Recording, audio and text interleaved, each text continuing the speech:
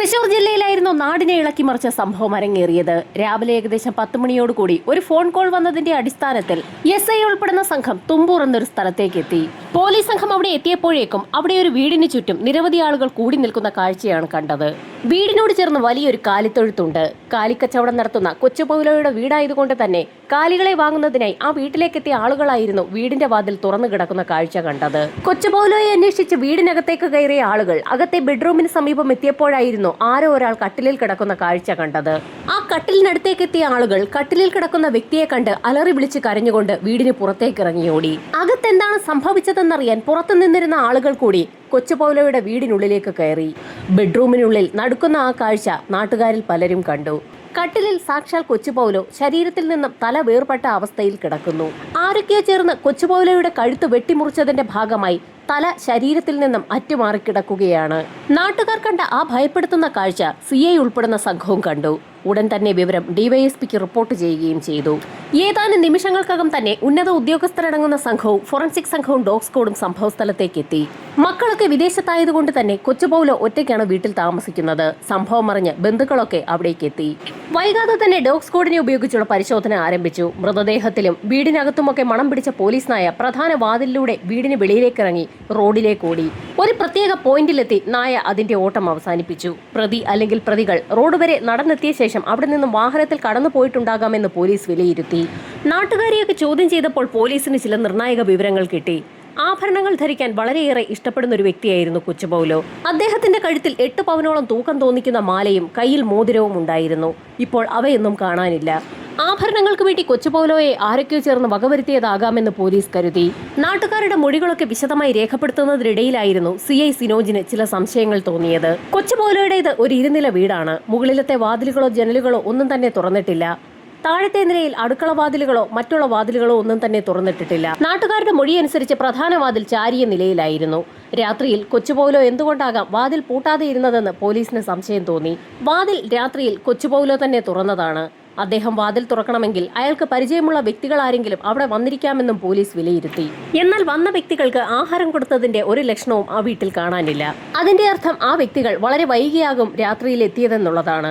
ഇതിനിടയിൽ ഫോറൻസിക് സംഘം വീടിനുള്ളിൽ നിന്ന് ലഭിക്കാവുന്ന തെളിവുകളും വിരലടയാളങ്ങളും ഒക്കെ ശേഖരിച്ചു തുടങ്ങിയിരുന്നു. ഇൻക്വസ്റ്റ് നടപടികൾ പൂർത്തിയാക്കി മൃതദേഹം തൃശൂർ മെഡിക്കൽ കോളേജിലേക്ക് ഷിഫ്റ്റ് ചെയ്തു.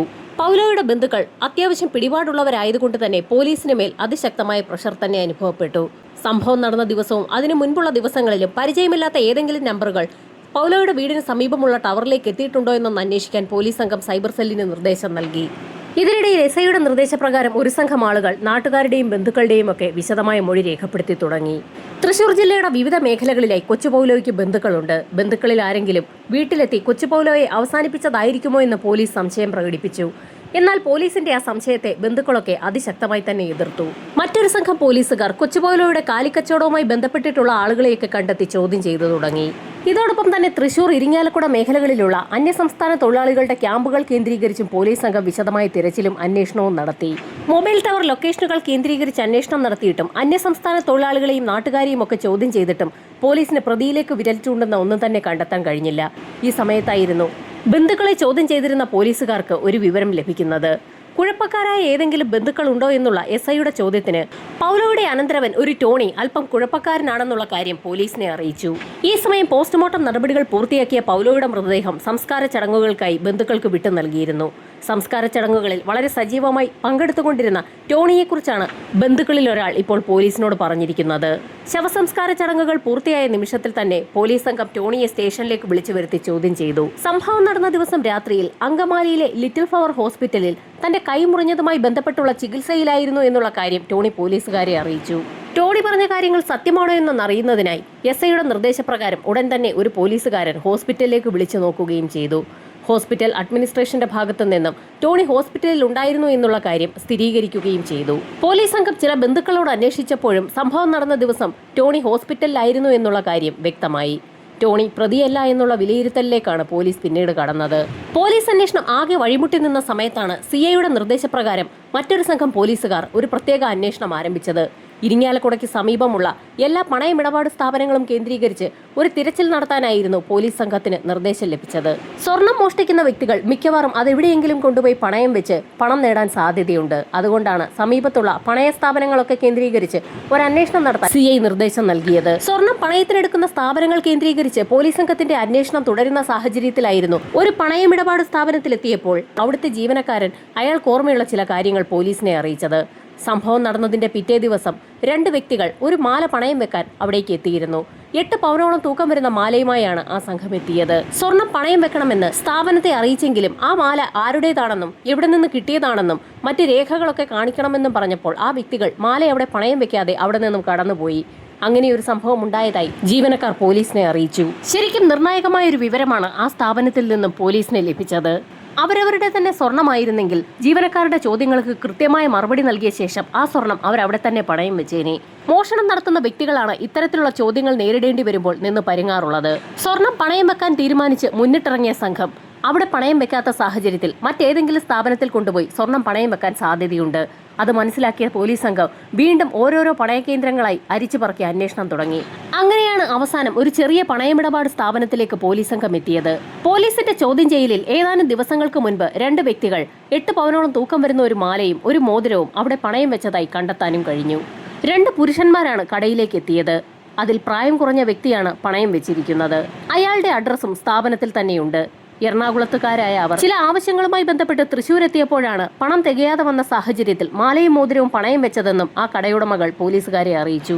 പോലീസ് ആവശ്യപ്പെട്ടതിനെ തുടർന്ന് പണയ ഉരുപ്പടികൾ കടയുടമകൾ പോലീസുകാരെ കാണിച്ചു. അത് പൗലോയുടേത് തന്നെയാണോ എന്നറിയുന്നതിനായി ഉടൻ തന്നെ പൗലോയുടെ ചില ബന്ധുക്കളെയും അയൽക്കാരെയും ഒക്കെ പോലീസ് സംഘം ആ പണയമിടപാട് സ്ഥാപനത്തിലേക്ക് വിളിച്ചു വരുത്തി. അത് പൗലോയുടെ ആഭരണങ്ങൾ തന്നെയാണെന്ന് നാട്ടുകാരും ബന്ധുക്കളും സ്ഥിരീകരിക്കുകയും ചെയ്തു. കഴിഞ്ഞ ഏതാനും ദിവസങ്ങളായി ഈ കേസുമായി ബന്ധപ്പെട്ട് ഇരുട്ടിൽ തപ്പുകയായിരുന്ന പോലീസ് സംഘത്തിന് വളരെ നിർണായകമായ ഒരു കാര്യമാണ് ഇപ്പോൾ ലഭിച്ചിരിക്കുന്നത്. പണയം വെച്ചിരിക്കുന്ന വ്യക്തിയുടെ അഡ്രസ് ആ സ്ഥാപനത്തിൽ നിന്ന് തന്നെ കളക്ട് ചെയ്ത പോലീസ് സംഘം പണയ ഉരുപ്പടിയുമായി ആ വ്യക്തിയുടെ വീട്ടിലേക്ക് തന്നെയാണ് എത്തിയത്. പോലീസ് സംഘം അവിടെ എത്തിയപ്പോഴേക്കും ജോസഫ് എന്നു പേരുള്ള ഒരു ചെറുപ്പക്കാരൻ വീടിന്റെ മുറ്റത്ത് തന്നെ നിൽപ്പുണ്ടായിരുന്നു. ഇതേസമയം CI അടങ്ങുന്ന സംഘം മറ്റൊരു അന്വേഷണവുമായി ബന്ധപ്പെട്ട് ലിറ്റിൽ ഫ്ലവർ ഹോസ്പിറ്റലിലേക്ക് പോവുകയും ചെയ്തിരുന്നു. പൗലോയുടെ ബന്ധുവായ ടോണി നേരത്തെ കൈമുറിഞ്ഞതുമായി ബന്ധപ്പെട്ട് സംഭവം നടന്ന ദിവസം ഹോസ്പിറ്റലിൽ അഡ്മിറ്റ് ആയിരുന്നു എന്നുള്ള കാര്യം പോലീസ് നേരത്തെ തന്നെ തിരിച്ചറിഞ്ഞു. അതിന്റെ ഒരു റീകൺഫർമേഷൻ എടുക്കുന്നതിന് വേണ്ടിയാണ് പോലീസ് സംഘം ഹോസ്പിറ്റലിലേക്ക് നേരിട്ടെത്തിയത്. അവിടെ എത്തിയപ്പോൾ ചില ഞെട്ടിക്കുന്ന കാര്യങ്ങളാണ് പോലീസിന് വ്യക്തമായത്. സംഭവം നടന്ന ദിവസം ഹോസ്പിറ്റലിൽ അഡ്മിറ്റ് ആയിരുന്ന ടോണി രാത്രി 10 മണിയോടുകൂടി ഡിസ്ചാർജ് വാങ്ങി അവിടെ നിന്നും പോയിരുന്നു എന്നുള്ള വിവരമാണ് പോലീസിന് ലഭിച്ചത്. ഇതേസമയം പൗലോയുടെ പോസ്റ്റ്മോർട്ടം റിപ്പോർട്ടും പുറത്തു വന്നു. റിപ്പോർട്ട് അനുസരിച്ച് വെളുപ്പിന് ഏകദേശം 4 മണിയോടുകൂടിയാണ് പൗലോയുടെ കൊലപാതകം സംഭവിച്ചിരിക്കുന്നത്. രാത്രി 10 മണിയോടുകൂടി ഹോസ്പിറ്റലിൽ നിന്ന് ഡിസ്ചാർജ് വാങ്ങി പുറത്തേക്കിറങ്ങിയ ടോണിക്ക് വേണമെങ്കിൽ പൗലോയുടെ വീട്ടിലെത്തി അയാളെ കൊലപ്പെടുത്താനുള്ള സമയമുണ്ട്. അങ്ങനെയൊരു സാധ്യതയെക്കുറിച്ച് CI സംഘവും ആലോചിക്കുന്നതിനിടയിലായിരുന്നു സ്വർണ്ണപ്പണയ ഇടപാടുമായി ബന്ധപ്പെട്ട് ജോസഫ് എന്ന ചെറുപ്പക്കാരനെ ചോദ്യം ചെയ്ത വിവരങ്ങൾ SI വിളിച്ചു പറയുന്നത്. SI പറഞ്ഞ കാര്യങ്ങൾ കേട്ട് CI ഉൾപ്പെടുന്ന സംഘത്തിന്റെ എല്ലാ സംശയങ്ങളും മാറി. അങ്ങനെയാണ് ടോണിയെ വീണ്ടും ചോദ്യം ചെയ്യാൻ പോലീസ് സംഘം തീരുമാനിച്ചത്. സംഭവം നടന്ന ദിവസം രാത്രിയിൽ താൻ ലിറ്റിൽ ഫ്ലവർ ഹോസ്പിറ്റലിൽ തന്നെ ആയിരുന്നു എന്ന് ടോണി ആവർത്തിച്ച് പറഞ്ഞു. ഈ സമയത്തായിരുന്നു ചില നിർണായക കാര്യങ്ങൾ CI ടോണിയെ അറിയിച്ചത്. രാത്രി 10 മണിയോടുകൂടി ടോണി ഹോസ്പിറ്റലിൽ നിന്നും ഡിസ്ചാർജ് വാങ്ങി പോയ വിവരം തങ്ങൾ അറിഞ്ഞു എന്നും ടോണി അവിടെ നിന്നും നേരെ പോയത് പൗലോയുടെ അടുത്തേക്കാണെന്നും രാത്രി പൗലോയുടെ വീട്ടിൽ കഴിഞ്ഞ ടോണി അന്ന് രാത്രി തന്നെ അയാളെ കൊലപ്പെടുത്തി അയാളുടെ ആഭരണങ്ങൾ സ്വന്തമാക്കിയെന്നും ആ വിവരങ്ങളെല്ലാം തങ്ങൾ അറിഞ്ഞു കഴിഞ്ഞു എന്നും ഇനിയൊന്നും മറച്ചു വെച്ചിട്ട് കാര്യമില്ല എന്നും CI ടോണിയെ അറിയിച്ചു. എന്നാൽ ടോണി തന്റെ മൊഴിയിൽ തന്നെ ഉറച്ചു നിന്നു. ടോണിക്കൊപ്പം ആ രാത്രിയിൽ അവിടെയുണ്ടായിരുന്ന ജോസഫിനെ തങ്ങൾ പിടികൂടിയിട്ടുണ്ടെന്നുകൂടി പോലീസ് പറഞ്ഞതോടെ ടോണി ആകെ വിളറി വെളുത്തു. തൊട്ടടുത്ത നിമിഷത്തിൽ തന്നെ ജോസഫിനെയും സ്റ്റേഷനിലേക്ക് കൊണ്ടുവന്നു. ജോസഫും ടോണിയും ഒരേ ബസ്സിലെ ജീവനക്കാരാണ്. ടോണി കണ്ടക്ടറും ജോസഫ് ആ ബസ്സിലെ ക്ലീനറുമാണ്. പിന്നീടുള്ള പോലീസിന്റെ ചോദ്യങ്ങൾക്ക് അധികം ബലം പിടിക്കാതെ തന്നെ തനിക്കറിയാവുന്ന കാര്യങ്ങൾ ടോണി പറഞ്ഞു തുടങ്ങി. പൗലോയുടെ കഴുത്തിലുണ്ടായിരുന്ന 8 പവനിൽ പരം തൂക്കമുള്ള മാല നേരത്തെ തന്നെ ടോണി നോട്ടമിട്ട് വെച്ചിരുന്നു. രാത്രി ഉറങ്ങാൻ പോകുന്ന സമയത്ത് പൗലോ തന്റെ മാല കഴുത്തിൽ നിന്ന് മൂരി തലയിണയുടെ അടിയിൽ വെക്കാറാണ് പതിവ്. പിറ്റേ ദിവസം കുളി കഴിഞ്ഞ ശേഷമാണ് പിന്നീട് മാല ധരിക്കാറുള്ളത്. ആ കാര്യങ്ങളൊക്കെ ആ വീട്ടിൽ സർവ്വസ്വാതന്ത്ര്യവുമുള്ള ടോണിക്കും അറിയാം. എന്നാൽ ടോണി ആ വീട്ടിൽ നിന്ന് മാല മോഷ്ടിച്ചു കഴിഞ്ഞാൽ അത് വേഗത്തിൽ തന്നെ പൗലോയ്ക്ക് മനസ്സിലാകും. അതുകൊണ്ട് തന്നെ പൗലോയെ അവസാനിപ്പിക്കാൻ ടോണി തീരുമാനിച്ചു. പൗലോയുടെ മരണം സംഭവിച്ചു കഴിഞ്ഞാൽ പോലീസ് കേസ് ഉറപ്പായും ഉണ്ടാകും. അങ്ങനെ വരുമ്പോൾ മൊബൈൽ ടവർ ലൊക്കേഷനുകൾ കേന്ദ്രീകരിച്ചുള്ള അന്വേഷണത്തിൽ ടോണിയിലേക്ക് അതിവേഗം പോലീസ് എത്താനും സാധ്യതയുണ്ട്. അതുകൊണ്ട് തന്നെ സംഭവം നടക്കുന്ന സമയത്ത് തന്റെ ഫോൺ ഓഫാക്കി വെക്കാൻ തന്നെ ടോണി തീരുമാനിച്ചു. അതുകൊണ്ടാണ് ഒരു മൊബൈൽ ടവറിൽ പോലും ടോണിയുടെ മൊബൈൽ നമ്പറുകൾ കാണിക്കാതെ ഇരുന്നത്. നേരത്തെ ഒരു അടിപിടി കേസുമായി ബന്ധപ്പെട്ട് ടോണിയുടെ കൈയൊന്നും മുറിഞ്ഞിരുന്നു. അതുകൊണ്ട് തന്നെ സംഭവം നടക്കുന്ന ദിവസം രാത്രിയിൽ താൻ സ്ഥലത്തില്ല എന്ന് വരുത്തി തീർക്കുന്നതിന് വേണ്ടിയാണ് ടോണി നേരത്തെ ഹോസ്പിറ്റലിൽ പോയി ഒന്ന് അഡ്മിറ്റ് ആയത്. എന്നാൽ രാത്രി 10 മണിക്ക് ശേഷം ടോണി ഡിസ്ചാർജ് എഴുതി വാങ്ങിയതുകൊണ്ട് തന്നെയാണ് ഹോസ്പിറ്റലിന്റെ റെക്കോർഡിൽ ടോണി ഡിസ്ചാർജ് ആയി എന്നുള്ള വിവരം പോലീസുകാർക്ക് അറിയാനിട വന്നത്. ഡിസ്ചാർജ് ആവാതെ തന്നെ ആരും അറിയാതെ ഹോസ്പിറ്റലിൽ നിന്നും ടോണി പോവുകയായിരുന്നുവെങ്കിൽ പോലീസുകാർ ആകെ കുഴഞ്ഞുപോയേനെ. ഹോസ്പിറ്റലിൽ നിന്നും ഡിസ്ചാർജ് എഴുതി വാങ്ങിയ ടോണി തന്റെ സുഹൃത്ത് ജോസഫിനെ അവിടേക്ക് വിളിച്ചു വരുത്തി. ഒരു സ്ഥലം വരെ പോകാനുണ്ടെന്ന് പറഞ്ഞായിരുന്നു ജോസഫിനെ വിളിച്ചു വരുത്തിയത്. അവിടെ നിന്നും നേരെ പൗലോയുടെ വീട് ലക്ഷ്യം വെച്ചാണ് ഇരുവരും യാത്ര തിരിച്ചത്. പൗലോയുടെ വീടെത്തുന്നതിന് തൊട്ടു മുൻപ് തന്നെ വാഹനം ഒരു സൈഡിൽ ഒതുക്കിയ ശേഷം ഇരുവരും അവിടെ നിന്ന് നടന്നാണ് ആ വീട്ടിലേക്ക് പോയത്. വീട്ടിലെത്തി കോളിംഗ് ബെൽ അടിച്ച ഉടൻ തന്നെ പൗലോ വാതിൽ തുറന്നു. അനന്തരവനെ കണ്ടപ്പോൾ തന്നെ പൗലോയ്ക്ക് സന്തോഷമായി. രാവിലെ തന്നെ തനിക്കൊരു കച്ചവടമുള്ളതുകൊണ്ടാണ് താൻ വീട്ടിൽ നിന്നും ഇങ്ങോട്ടേക്ക് പോന്നതെന്നും ഒരു ദിവസം അവിടെ തങ്ങാൻ അനുവദിക്കണമെന്നും അമ്മാവനെ ടോണി അറിയിച്ചു. സന്തോഷപൂർവ്വം തന്നെ ഇരുവരെയും പൗലോ അകത്തേക്ക് ക്ഷണിക്കുകയും ചെയ്തു. ടോണിക്കും സുഹൃത്തിനും കിടക്കുന്നതിനുള്ള മുറി പൗലോ കാണിച്ചു കൊടുത്ത ശേഷം വാതിൽ പൂട്ടി പൗലോയും തന്റെ മുറിയിലേക്ക് ഉറങ്ങുന്നതിന് വേണ്ടി പോയി. ടോണി തന്റെ പ്ലാൻ അനുസരിച്ച് കരുക്കൾ നീക്കുകയാണെന്നുള്ള വിവരം സുഹൃത്തായിരുന്ന ജോസഫിന് പോലും മനസ്സിലായില്ല. ജോസഫും പൗലോയും നല്ല ഉറക്കത്തിലാണെന്ന് മനസ്സിലാക്കിയ ടോണി വെളുപ്പിന് ഏകദേശം 4 മണിയോടുകൂടി ഒരു കത്തിയുമായി പൗലോയുടെ മുറിയിലെത്തി. വാതിൽ തുറന്ന് മുറിയുടെ അകത്തേക്ക് കയറിയപ്പോൾ പൗലോ നല്ല ഉറക്കത്തിലായിരുന്നു. പൗലോ തല വെച്ചിരിക്കുന്ന തലയണയുടെ അടിഭാഗത്താണ് സ്വർണം വെക്കാറുള്ളത്. ബലമായി അത് പിടിച്ചെടുത്താൽ അത് താനാണ് ചെയ്തതെന്ന് പൗലോയ്ക്ക് മനസ്സിലാകുമെന്ന് ടോണിക്ക് ഉറപ്പുണ്ടായിരുന്നു. അതുകൊണ്ട് തന്നെ മറ്റൊന്നും ആലോചിക്കാതെ ടോണി തന്റെ കൈവശമുണ്ടായിരുന്ന കത്തി ഉപയോഗിച്ച് പൗലോയുടെ കഴുത്തിലേക്ക് ആഞ്ഞു വെട്ടി. പൗലോയുടെ നിലവിളി ശബ്ദം കേട്ടുകൊണ്ടായിരുന്നു തൊട്ടപ്പുറത്തെ മുറിയിൽ ഉറങ്ങുകയായിരുന്ന ജോസഫ് അവിടേക്ക് ഓടിയെത്തിയത്. സ്വന്തം അമ്മാവനായ പൗലോയുടെ കഴുത്തറക്കുന്ന ടോണിയെയാണ് സുഹൃത്തായ ജോസഫ് കണ്ടത്. പൗലോയുടെ മരണം ഉറപ്പാക്കിയ ടോണി അധികം വൈകാതെ തന്നെ തലയണയുടെ അടിയിൽ സൂക്ഷിച്ചു വെച്ചിട്ടുണ്ടായിരുന്ന സ്വർണമാലയും മോതിരവും ഒക്കെ കൈവശപ്പെടുത്തിയ ശേഷം രക്തം പുരണ്ട കത്തിയുമായി അടുക്കളയിലേക്ക് എത്തി കത്തി കഴുകി വൃത്തിയാക്കുകയും ചെയ്തു. അവിടെ കണ്ട കാര്യങ്ങൾ എന്തെങ്കിലും പുറത്തു പറഞ്ഞാൽ ജോസഫിനെ വകവരുത്തുമെന്ന് പറഞ്ഞ് ഭീഷണിപ്പെടുത്തിയ ശേഷം ജോസഫിനെയും കൂട്ടി ടോണി അവിടെ നിന്നും പുറത്തുപോയി. പ്രധാന വാതിൽ ചാരിയ ശേഷമാണ് ഇരുവരും ആ വീട്ടിൽ നിന്ന് പുറത്തിറങ്ങി റോഡിലൂടെ നടന്ന് അവർ പാർക്ക് ചെയ്തിരുന്ന വാഹനത്തിന്റെ അടുത്തെത്തിയത്. വാഹനത്തിൽ കയറിയ ഇരുവർ സംഘം ചാലക്കുടി പുഴയ്ക്ക് സമീപത്തേക്കാണ് എത്തിയത്. ചാലക്കുടി പുഴയിലേക്ക് ടോണി കത്തി വലിച്ചെറിഞ്ഞു. താൻ ശരിക്കും ഒരു കെണിയിൽ പെട്ടിരിക്കുകയാണെന്ന് ജോസഫിന് വ്യക്തമായി. തൊട്ടടുത്ത ദിവസം നേരം പുലർന്നപ്പോൾ തന്നെ പൗലോയുടെ മരണവാർത്ത നാടെങ്ങും പരന്നു. കൂട്ടത്തിൽ ടോണിയെയും ചില ആളുകളൊക്കെ ആ വിവരം വിളിച്ചു പറഞ്ഞു. ഒന്നും അറിയാത്തതുപോലെ ടോണി അതിവേഗം തന്നെ പൗലോയുടെ വീട്ടിലെത്തുകയും തുടർന്നുള്ള കാര്യങ്ങളിലെല്ലാം വളരെ സജീവമായി പങ്കെടുക്കുകയും സംസ്കാര ചടങ്ങുകളിലൊക്കെ തന്റെ സാന്നിധ്യം നാട്ടുകാരെയും പോലീസിനെയും ഒക്കെ അറിയിക്കുകയും ചെയ്തു.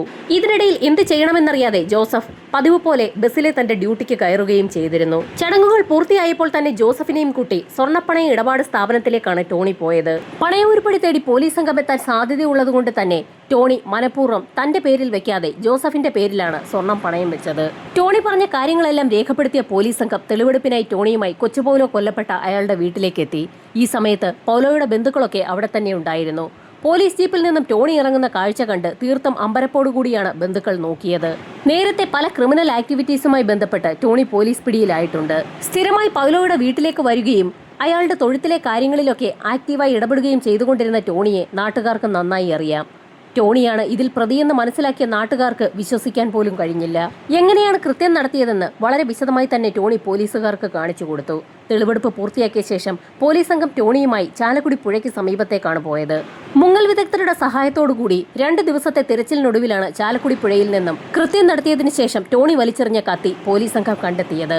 പ്രതിയെ കിട്ടിയെങ്കിലും അന്വേഷണം പൂർത്തിയാക്കി കൃത്യമായി കുറ്റപത്രം 90 ദിവസത്തിനകം കോടതിയിൽ ഹാജരാക്കാൻ കഴിയാതെ പോയ സാഹചര്യത്തിൽ സ്വാഭാവിക ജാമ്യത്തിൽ ടോണി പുറത്തിറങ്ങിയ ടോണി തന്റെ സുഹൃത്തായ ജോസഫിനെയാണ് അന്വേഷിച്ചത്. ഈ കേസിൽ ജോസഫ് ഇപ്പോൾ മാപ്പ് സാക്ഷിയാണ്. ജോസഫ് അയാളുടെ മൊഴിയിൽ തന്നെ ഉറച്ചു നിന്നു കഴിഞ്ഞാൽ ടോണിക്ക് ശിക്ഷ കിട്ടുമെന്നുള്ളത് ഉറപ്പാണ്. അതുകൊണ്ട് തന്നെ ജോസഫിനെ ഏത് വിധേനയും പിടികൂടാൻ ടോണി തീരുമാനിച്ചു. ഒടുവിൽ ജോസഫിനെ കണ്ടുകിട്ടുകയും ചെയ്തു. പോലീസുകാരോട് ജോസഫ് എല്ലാ കാര്യങ്ങളും തുറന്നു പറഞ്ഞിട്ടുണ്ട്. എന്നാൽ കേസ് കോടതിയിലെത്തുമ്പോൾ തനിക്കെതിരെ ഒരു കാര്യം പോലും ശബ്ദിച്ചു പോകരുതെന്നും അങ്ങനെ തനിക്കെതിരെ മൊഴി പറയുന്ന സാഹചര്യത്തിൽ ജോസഫിനെ താൻ വകവരുത്തുമെന്നും ഒരാളെ കൊന്നാലും 2 ആളെ കൊന്നാലും ശിക്ഷ ഏകദേശം ഒരുപോലെ തന്നെ ഇരിക്കുമെന്നും അതിൽ തനിക്ക് പേടിയില്ല എന്നുമൊക്കെ ടോണി ജോസഫിനെ ഭീഷണിപ്പെടുത്തി. സ്വാഭാവികമായും ജോസഫ് ആ കാര്യങ്ങളെല്ലാം പോലീസിൽ റിപ്പോർട്ട് ചെയ്തു. പോലീസ് ആ കാര്യങ്ങളെല്ലാം കോടതിയെ അറിയിച്ചപ്പോൾ തന്നെ കോടതി ടോണിയുടെ ജാമ്യം റദ്ദ് ചെയ്യുകയും ചെയ്തു. പ്രിൻസിപ്പൽ സെഷൻസ് കോടതി മാപ്പുസാക്ഷിയായി അംഗീകരിച്ച ഒരു വ്യക്തിയെ ഇപ്പോൾ പ്രതി ഭീഷണിപ്പെടുത്തിയിരിക്കുകയാണ്. അതുകൊണ്ട് തന്നെയാണ് കോടതി ടോണിയുടെ ജാമ്യം റദ്ദാക്കിയത്. ജാമ്യം റദ്ദാക്കപ്പെട്ടതോടുകൂടി ടോണി വീണ്ടും ജയിലിലായി. ടോണി അതിനെതിരെ വീണ്ടും അപ്പീലുമായി ഹൈക്കോടതിയെ സമീപിച്ചു. ഹൈക്കോടതിയും ടോണിയുടെ ജാമ്യം നിരസിച്ചു. ടോണി തന്റെ അപ്പീലുമായി സുപ്രീം കോടതിയെയും സമീപിച്ചു. എന്നാൽ സെഷൻസ് കോടതിയുടെയും ഹൈക്കോടതിയുടെയും കണ്ടെത്തലുകളെ സുപ്രീം കോടതി ശരിവയ്ക്കുകയാണ് ചെയ്തത്. സുപ്രീം കോടതിയും ടോണിയുടെ ജാമ്യം നിരസിച്ചു. ജാമ്യാപേക്ഷകൾ നിരസിക്കുന്നതിനിടയിൽ സെഷൻസ് കോർട്ടിൽ വിചാരണ നടപടികൾ ആരംഭിച്ചു. വിചാരണ നടക്കുന്നതിനിടയിൽ 20-ലധികം സാക്ഷികളെയും 80-ലധികം തെളിവുകളെയും പ്രോസിക്യൂഷൻ കോടതിയിലെത്തിച്ചു. വാദപ്രതിവാദങ്ങൾക്കൊടുവിൽ സമാനതകളില്ലാത്ത ഒരു വിധിയാണ് സെഷൻസ് കോർട്ട് ജഡ്ജി വിധിച്ചത്. സ്വന്തം പിതാവിനെ പോലെ കാണേണ്ട ഒരു വ്യക്തിയെയാണ് ടോണി എന്ന പ്രതി 72 ഗ്രാമോളം വരുന്ന സ്വർണ്ണാഭരണങ്ങൾക്ക് വേണ്ടി അതിക്രൂരമായി കൊലപ്പെടുത്തിയത്. പ്ലാന്റ് മർഡറിന് വധശിക്ഷയാണ് കോടതി വിധിക്കേണ്ടത്. എന്നാൽ വാദപ്രതിവാദങ്ങൾക്കൊടുവിൽ 40 വർഷത്തെ ജീവപര്യന്തം തടവാണ് കോടതി ഇപ്പോൾ ടോണിക്കെതിരെ വിധിച്ചിരിക്കുന്നത്. ആദ്യത്തെ 20 കൊല്ലം ടോണിക്ക് ഒരു കാരണവശാലും പരോൾ നൽകരുതെന്നും കോടതി വിധിച്ചു. സെഷൻസ് കോർട്ടിന്റെ വിധിക്കെതിരെ അപ്പീലുമായി ടോണി ഹൈക്കോടതിയെ സമീപിച്ചെങ്കിലും ഹൈക്കോടതിയും സെഷൻസ് കോർട്ടിന്റെ വിധി ശരിവെക്കുകയാണ് ചെയ്തത്. ഇപ്പോൾ തന്റെ അപ്പീലുമായി ടോണി വീണ്ടും സുപ്രീം കോടതിയെ സമീപിച്ചിരിക്കുകയാണ്. സുപ്രീം കോടതിയുടെ നിർണായക വിധി പ്രഖ്യാപനം എന്താണെന്നുള്ളത് വരും ദിവസങ്ങളിൽ തന്നെ കാത്തിരുന്ന് കാണാം.